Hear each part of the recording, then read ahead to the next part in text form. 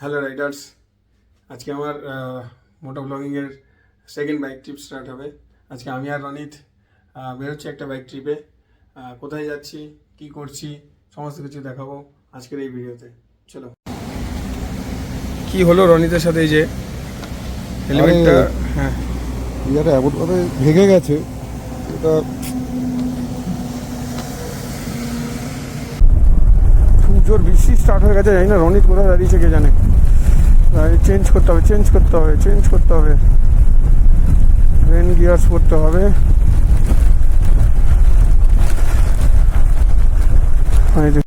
আজকে আমাদের riding journey start হলো। আমি আর রনিত যাচ্ছি একটা উড়িষ্যা ট্রিপে। দারিংবাড়ি যাচ্ছি আজ। তো রনিত অলরেডি ফোন করেছে, রনিত এসে গেছে। কি নিয়েছি রাইডের জন্য? শুধু একটা ট্যাঙ্ক ব্যাগ আর একটা টপ বক্স। মোটামুটি কালকে রাতেরবেলা আমি গাড়ির চেন লুপ করে নিয়েছিলাম। রনিত এখনই ঢুকবে।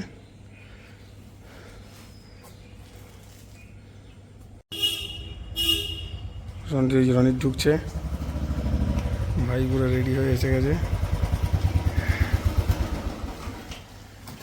চলো, আজকে এই দুটো বাইক যাচ্ছে, রনিত ভাইয়ের বাইক আর এটা আমার। চলো ভাই, গুড মর্নিং, সুপ্রভাত। চলো। রনিত কি নিয়েছে রেখেছেন? রনিতের একটা ট্যাঙ্ক ব্যাগ রয়েছে, তার সাথে আমার টেল ব্যাগ। চলো, গাড়িটা কিন্তু খুব সুন্দর সাজিয়েছে এবং চকচক করছে পুরো গাড়িটা একদম। চলো, আমরা আমাদের বাহন দুটোকে পুজো দিয়ে নিচ্ছি, যেটা সবচেয়ে বেশি গুরুত্বপূর্ণ। যারা আমাদের সাথে আগামী 4টে দিন আমাদেরকে নিয়ে বিভিন্ন জায়গায় ঘোরাবে, তো বাহনকে পুজো করা সবচেয়ে বেশি ইম্পর্ট্যান্ট। রনিত ভাই এখন পুজো করে নিচ্ছে আমাদের বাহনকে।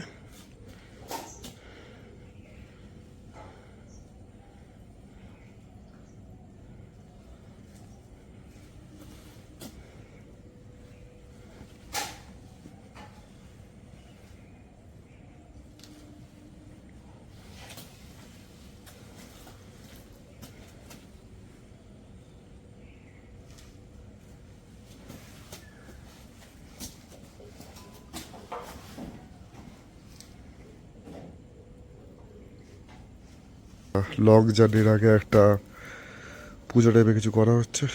কর কর কর একদম একদম একদম।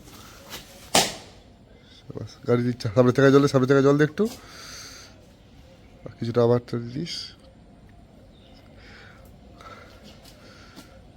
চলো, একটু পুজো দিয়ে নিলাম নারকেল কাটিয়ে। আমাদের এই রাইডটা মোটামুটি একটা বড় রাইড হওয়ার কথা ছিল, বাট বেশ কিছু প্রাকৃতিক দুর্যোগের কারণে আমরা যে জায়গায় যাওয়ার কথা ছিল সেই জায়গায় যেতে পারছি না। তো আমরা আজকে আমাদের রাইডিং প্ল্যানটা চেঞ্জ করে নিয়েছি। রাইডার এরকমই হয়, একটা রাস্তা বন্ধ হলে তার জন্য আরেকটা রাস্তা খুলে যায়। তো পুজো দিয়ে আজকে আমাদের এই জার্নি স্টার্ট করলাম। চলো, বাকি আমরা সমস্ত কিছু রাস্তায় দেখাবো। চলো, আমরা এখন পাঠদানগুলি ঢুকছি। পাঠদানগুলি থেকে দিল্লি রোড ধরবো, ধরে বাঁ দিকে একদম সোজা চলে যাবো আমরা কোলাঘাটের উদ্দেশ্যে। আমাদের একটু লেট হয়ে গেল। এখানে একটা কথা বলে রাখি যে সকালবেলা যত আর্লি মর্নিং বেরোনো যাবে ততটাই ভালো। আমরা মনে হয় দিল্লি রোডটা ধরে নিলাম। দিল্লি রোড দিয়ে এবার আমরা সোজা যাবো পুরো একদম কোলাঘাটের উদ্দেশ্যে। কোলাঘাট টোপকে দেন আমরা বাকিটা যাব। আমাদের আজকে টোটাল রাইড হবে 690 কিলোমিটার। হ্যাঁ, 690 কিলোমিটার। আমরা মোটামুটি এখান থেকে কোলাঘাটকে টোপকে বাকি রাস্তাগুলোকে ফেলে দিয়ে আমরা সোজা এগিয়ে যাব। এগিয়ে গিয়ে যে খড়গপুর পর্যন্ত আছে, খড়গপুর পর্যন্ত আমরা সোজা যাব। খড়গপুর থেকে দেন আমরা বাদিকে টার্ন নেব, ঠিক আছে? তো খড়গপুর ওখান থেকে বাদিকে টার্ন নিয়ে আমরা সোজা যাব ভুবনেশ্বরে, মানে কটক এবং ভুবনেশ্বরের উদ্দেশ্যে। তো এইদিকে একটা রুট, আর একটা সোজা রুট আছে যেটা ঝাড়খণ্ড হয়ে সোজা বেরিয়ে যাচ্ছে। যেই রুটটাতে যদি আমরা ওই রুটটা যদি আমরা ধরি, তো ওই রুটটা কিন্তু আমাদের একটু ডিস্টেন্স বেশি পড়বে এবং সময়টাও বেশি লাগবে, 810 বা 820 কিলোমিটারের মতো।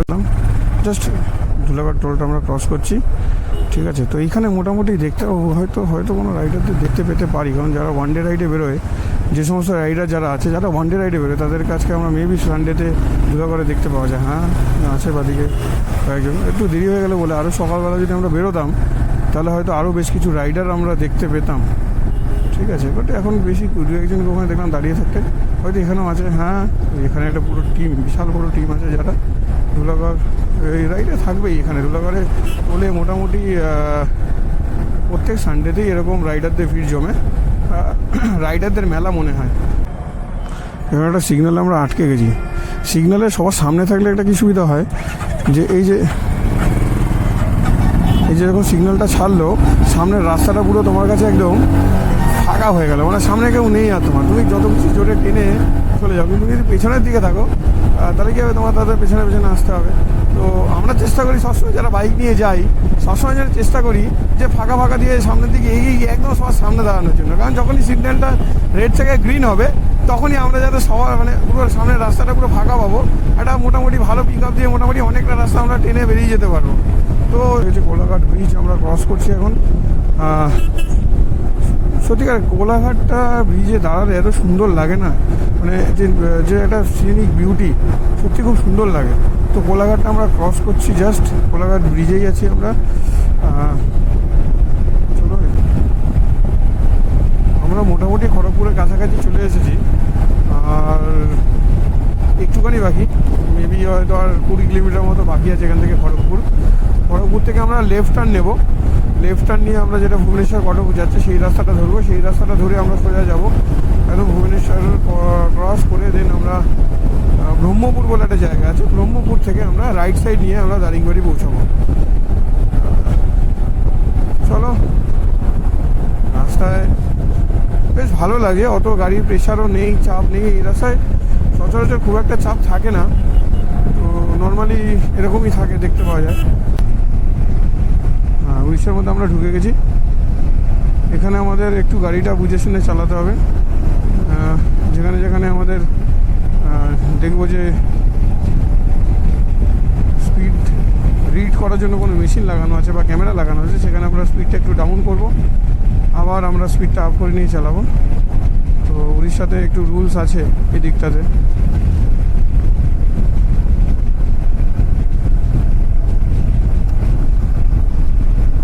তোমরা যদি কেউ পুরী যেতে চাও, তারা কিন্তু এই রাস্তাটা ধরেই তোমাদের কিন্তু পুরী যেতে হবে, ঠিক আছে। এই রাস্তাটা, যেই জায়গাগুলো আমি বলছিলাম, যে যেখানে যেখানে ক্যামেরা লাগানো আছে, স্পিড রিডার লাগানো আছে, সেই সব জায়গাগুলোতে একটুখানি আস্তে চালাতে হবে। তো এখানে আমাদের একটা স্পিড রিডার লাগানো আছে। তো রনিত আমাকে ইশারা করলো, তো আমি ড্রপ করলাম, আমার মানে স্পিডটাকে একটু ডাউন করে নিলাম, ঠিক আছে। দেন আবার এখান থেকে তুমি চালাও, কোনো অসুবিধা নেই, ঠিক আছে। এই জিনিসগুলো এই রুটে আসলে, যারা এই রুটে আসবে, সে মানে যেখানেই তোমাদের ডেস্টিনেশন হোক না কেন, এই রুটে যদি তোমাদের ডেস্টিনেশন হয়, এই রুট দিয়ে যখন যাবে, এইটা কিন্তু তোমরা একটু মাথায় রেখো, নাহলে কিন্তু তোমার অটোমেটিক কিন্তু চালান কিন্তু তোমার ফোনে চলে যাবে, ঠিক আছে। তো এই স্পিড লিমিটটা দেখো, এখানে যেমন বাইকের স্পিড লিমিট আছে 60, তো রাস্তার ধারে বোর্ডে লেখা আছে 60 কিলোমিটার/আওয়ারে তোমার গাড়িটা চালাতে হবে এই রুটে। এটা ভালো, অবশ্যই ভালো, ওভার স্পিডিং হবে না, অ্যাক্সিডেন্ট রেট অনেক কমে যাবে। তো যেখানে যেখানে তোমার এই স্পিড, পুরো রাস্তায় তো আর স্পিড রিডার লাগানো তো সম্ভব নয়, কোনো সরকারেরই সম্ভব নয়। তো যেখানে যেখানে লাগানো আছে তার আগে গিয়ে তুমি একটুখানি স্পিডটা কমিয়ে আন্ডার 60 নিয়ে চলে আসবে, ঠিক আছে। দেন আবার তুমি ওটাকে ক্রস করে গিয়ে আবার তোমরা চালিয়ে নাও জোরে, কোনো অসুবিধা হবে না। এটা একটু মাথায় রাখতে হবে এই রুটে আসলে বিশেষ করে।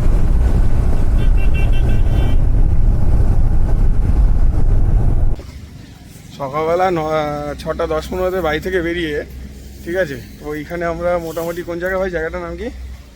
জায়গাটার নামটা ঠিক বলতে পারছি না, বাট মোটামুটি আমাদের বাড়ি থেকে 180 বা 190 কিলোমিটার মতো মোটামুটি চলে এসেছি। মানে এখনও 9টা বাজিনি, 9টার আগে 3 ঘন্টা হয়নি, তার আগে আমরা এখানে ঢুকে গেছি। এই নয় যে আমরা খুব জোরে গাড়ি চালিয়েছি, কিন্তু আমরা রাস্তাটা খুব ভালো ছিল। হ্যাঁ, রাস্তা খুব ভালো এবং ঠিকঠাক মতো করে পৌঁছে গেছি। এখানে আমরা পেট্রোল পাম্পে একটা জায়গায় দাঁড়ালাম, ফ্রেশ হলাম। এখানে একটু যাবো, আমরা বাড়ি থেকে কী বলে কফি বানিয়ে নিয়ে এসেছি। তো যেহেতু রাইডারদের এরকম করতে হয়, বাজেট ফ্রেন্ডলি বাজেট ট্যুর, হ্যাঁ, যদি করতে হয় তাহলে বাড়ি থেকে মোটামুটি এই সমস্ত জিনিসগুলো বানিয়ে নিয়ে আসতে হবে। তো এগুলো আমরা কফি বানিয়ে নিয়ে এসেছি, এখান থেকে জাস্ট একটা বিস্কুট প্যাকেট নেবো, ঠিক আছে, নিয়ে খাবো দাবো, দেন আবার বেরোবো, ঠিক আছে। চলো, বাকিটা আমরা দেখাবো তোমাদের রাস্তায় যেতে যেতে। বাড়ি থেকে ভাই আমরা কফি বানিয়ে নিয়ে এসেছি, ঠিক আছে। চলো কফি খাবো আমরা এখন, একটা পেট্রোল পাম্পে দাঁড়িয়েছি। পেট্রোল পাম্পটা বেশ সুন্দর জায়গা, টেস্ট করারও জায়গা আছে। বাড়ি থেকে কফি বানিয়েছি, এখান থেকে বিস্কুট কিনে নিলাম, এখন খাবো। খেয়ে তারপরে বেরোবো। গ্লাস ফ্লাস সব বাড়ি থেকে নিয়ে এসেছি। রনি তো এখন কফিটা আমাদের রেডি করছে। একদম বাজেট ফ্রেন্ডলি টিম।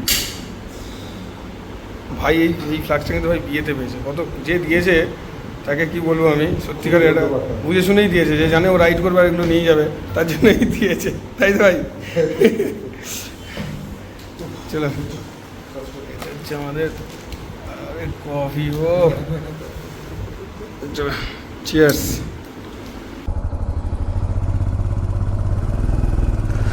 চলো, এই পেট্রোল পাম্প থেকে আমরা বেরিয়ে গেলাম, আবার রাইড স্টার্ট করলাম। আমরা সকালবেলা 6টায় বেরিয়ে অলমোস্ট 190 কিলোমিটার আমরা কন্টিনিউ চালিয়েছি। আবার এখান থেকে বেরোলাম আমরা ঠিক করেছি নেক্সট আমাদের ডেস্টিনেশন হবে আবার 3 ঘন্টা পর, ঠিক আছে? মোটামুটি যদি কোনো রকমভাবে আমাদের কোনো অন্য রকমভাবে যদি কোনো ব্যাঘাত না ঘটে, তাহলে মোটামুটি আবারও 3 ঘন্টা আমরা এখন কন্টিনিউ বাইক চালাবো। দেন ওখানে গিয়ে আমরা আবার হল্ট মারবো। একটু রাস্তায় দাঁড়িয়ে পড়লাম ডাবের জল খাওয়ার জন্য।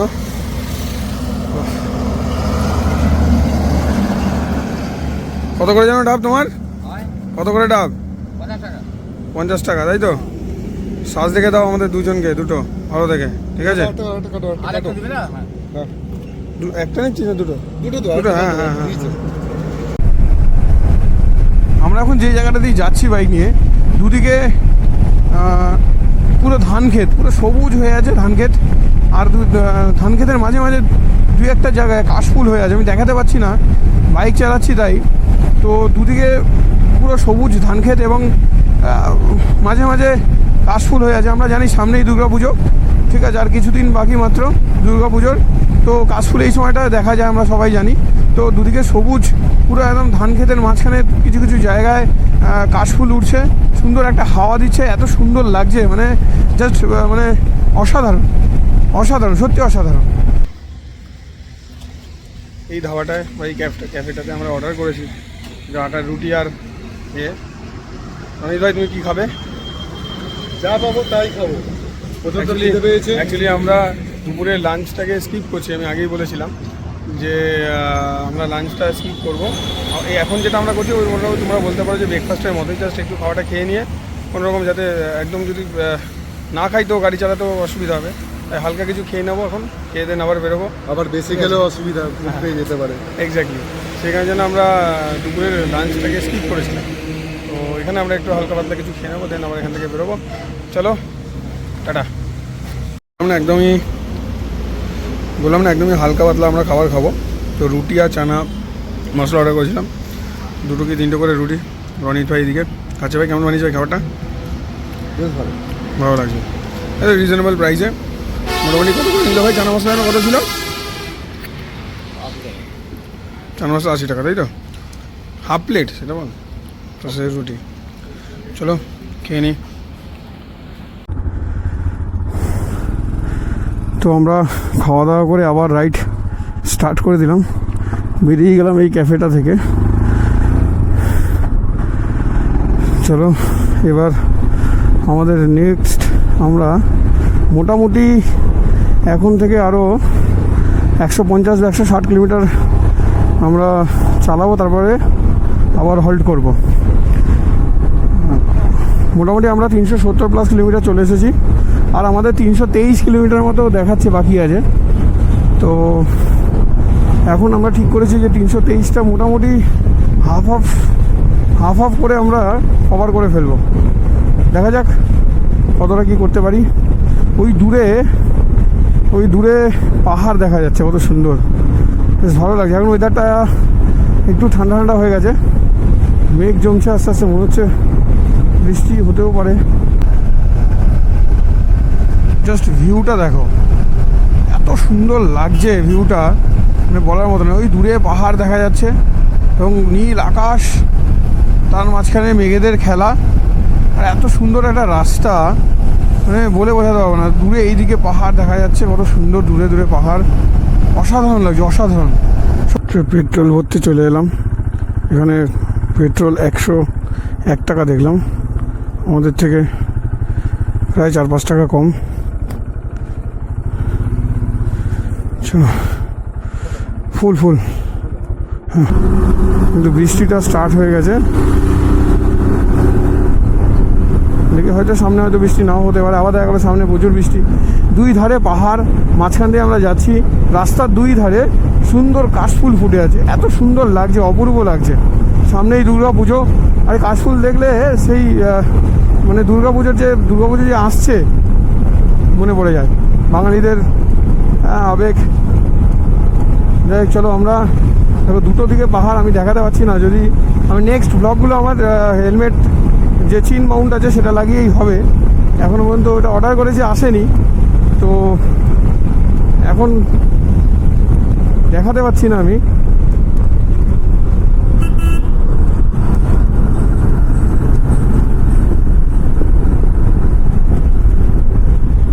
আবার রোদ উঠে গেছে, প্রচণ্ড রোদ উঠে গেছে, তার মধ্যেই বৃষ্টি হচ্ছে।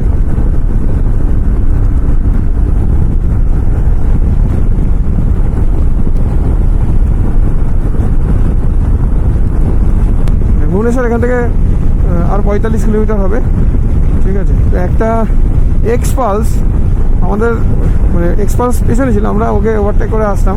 আমরা ওভারটেক মিনস ওকে আমরা টানিনি, মানে আমরা জাস্ট ওকে, ও চালাচ্ছিল, ওর পাশ দিয়ে আমরা বেরোলাম। কথা আমরা যেমন চালাচ্ছিলাম মোটামুটি 80-90-তে যেমন চালাচ্ছিলাম 80-90-তেই চালাচ্ছিলাম, ঠিক আছে। বাট ও ভাবলো না ওকে আমরা ইয়ে করছি, তো সেই কারণে ও কী জোরে বাইকটা চালিয়ে আমাদের পাশ দিয়ে চলে গেল, ঠিক আছে। তো আমি সবাইকে বলবো বাইক রাইড করতে গিয়ে এরকম একদমই না। খুব জোর বৃষ্টি স্টার্ট হয়ে গেছে, জানি না রনিত কোথায় দাঁড়িয়েছে কে জানে। চেঞ্জ করতে হবে, রেন গিয়ার্স করতে হবে।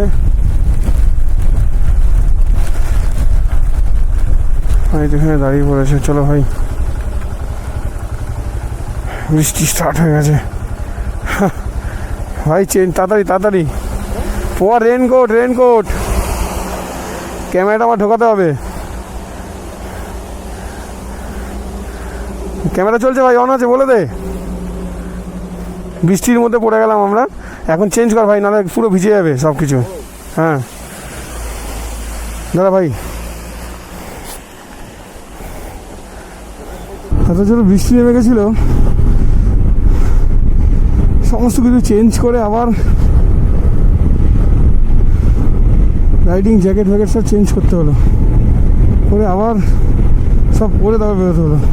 আবার এদিকে বৃষ্টি নেই, এদিকে খুলে ফেললাম। পেছন থেকে মেঘ ঘন কালো হয়ে আসছে, তো মেঘটা এদিকে আসার আগে আমরা চেষ্টা করছি যতটা এগিয়ে যাওয়া যায়, যাতে মেঘটা আমাদের ওই মেঘেরই বৃষ্টিটা হচ্ছে। এখন ভাষা মেঘে বৃষ্টিটা হয় না, তো ওরকমই ভাষা মেঘে বৃষ্টি হচ্ছে। তো চেষ্টা করছি আমরা মেঘটাকে কাটিয়ে সামনের দিকে যতটা এগিয়ে যাওয়া যায়। সামনে পুরো আকাশ পরিষ্কার দেখতে পাচ্ছি। এটা একটা মহানদী ব্রিজ একটা কিছু হবে, রনিত বললো যেটা ম্যাপ দেখে।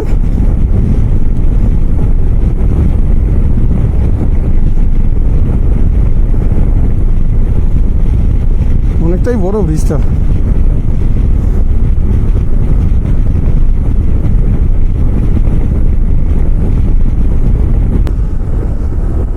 ওই দিকটাতে এত বৃষ্টি ছিল কি বলবো, এদিকটাতে আসলাম এত রোদ। আবার এই কারণে যেন ওই জায়গাটা আমরা অত তাড়াতাড়ি ক্রস করলাম। পেছন দিকে মেঘটা ধেয়ে আসছে, কালো মেঘ ঘন করে এসছে। তো ওটাকে যত তাড়াতাড়ি পারলাম আমরা ট্রেনে দিয়ে বেরিয়ে গেলাম। এখানে কত সুন্দর ঝলমলে রোদ, নীল আকাশ, মেঘের দেখা নেই এখানে কোনো। ঠিক আছে, ওই আর বেলা হয়ে গেছে, 4টে বেজে গেছে, রোদটা পড়ে গেছে, বেশ গাড়ি চালিয়ে এবার মজাই লাগবে। বৃষ্টির আর দরকার নেই ভাই।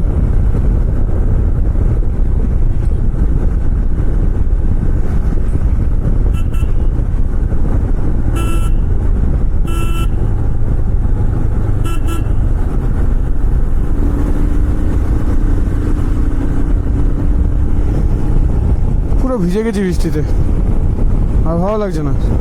কেমনটা লাগছে, বৃষ্টিতে ভিজে গেছি। তারপরে যে রেনকোটটা পরেছি তার সেটার জন্য ভিতরে পুরো ঘেমে পুরো ওটাতে স্নান করে গেছি গরমে, অদ্ভুত।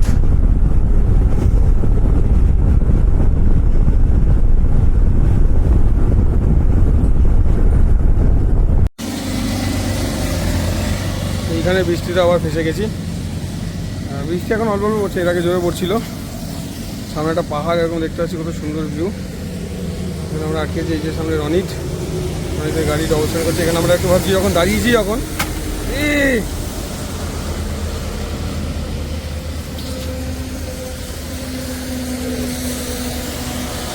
কিছু হয়নি তো ভাই? হ্যাঁ হ্যাঁ, তো এতে লাগা না, আমারটাই লাগা, আমার গাড়িতে লাগা। ও, হেলমেটটা পড়ে গেল নিচে। এত দামি হেলমেট পড়ে গেলে কত খারাপ লাগে। কি হলো রনিতের সাথে, এই যে হেলমেটটা, হ্যাঁ ইয়াটা এমনভাবে ভেঙে গেছে, এটা দেখা যাক কতদূর কী হয়।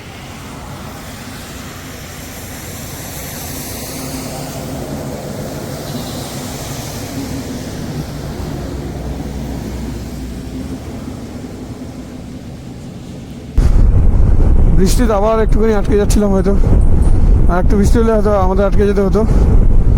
বাট আমরা ট্রেনে বেরিয়ে গেছি, কিন্তু ক্যামেরায় এখনো জলটা লেগে আছে।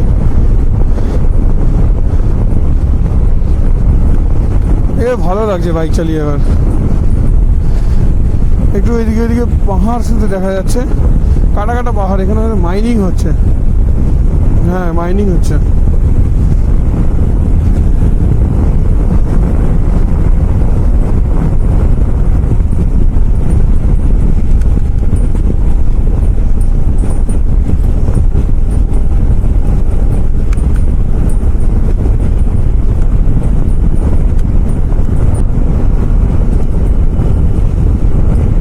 যেটা তখন ব্রহ্মপুর বলেছিলাম, এটা বরহমপুর। এই বরহমপুরের কাছাকাছি আমরা আছি। তো ওই দিক থেকে হয়তো ডান দিকে আমাদের টার্ন নিয়ে আমাদের দারিংবাড়ির রাস্তাটা ধরতে হবে।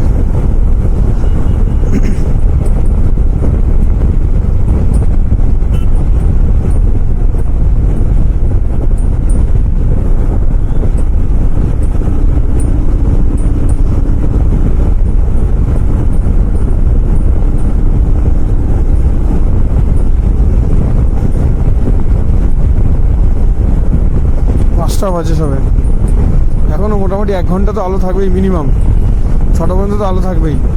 তো এখন যদি আমরা মোটামুটি 1 ঘন্টা আরও বাইক চালাতে পারি, আমরা ঠিক করেছি আলো যতক্ষণ আছে ততক্ষণ চালিয়ে নেবো। যে আলো অন্ধকার হবে না, আলোটা পড়ে যাবে, তখন আমরা একটু দাঁড়াবো, দাঁড়িয়ে একটু কিছু কফি টফি খাবো, দেন আবার বেরোবো তারপর ওখান থেকে।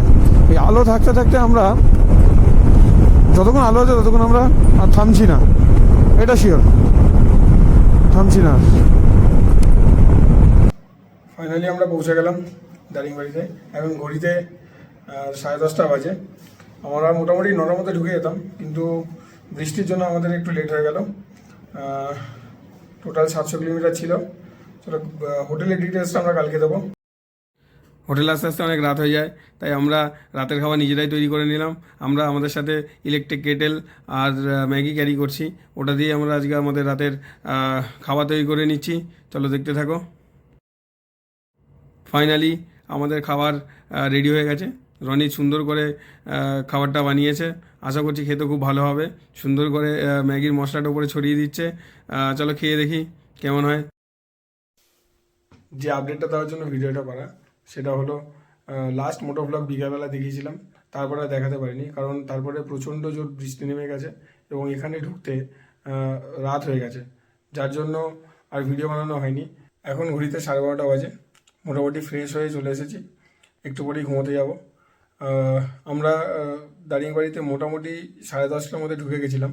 তারপর তো ভিডিওতে দেখালাম যে আমরা ডিনারে কী করলাম, কী খেলাম, নিজেরা কীভাবে বানিয়ে খেলাম, ঠিক আছে। কাল সকালে আমরা দারিংবাড়ির সমস্ত সাইট সিন এক্সপ্লোর করব, তোমাদের সাথে সেগুলো শেয়ার করব, প্রত্যেকটা জায়গা দেখাবো তোমাদেরকে। যদি আমার ভিডিও ভালো লেগে থাকে তাহলে লাইক, কমেন্ট এবং শেয়ার করো, এবং চ্যানেলটা সাবস্ক্রাইব করতে ভুলো না। চলো, গুড নাইট।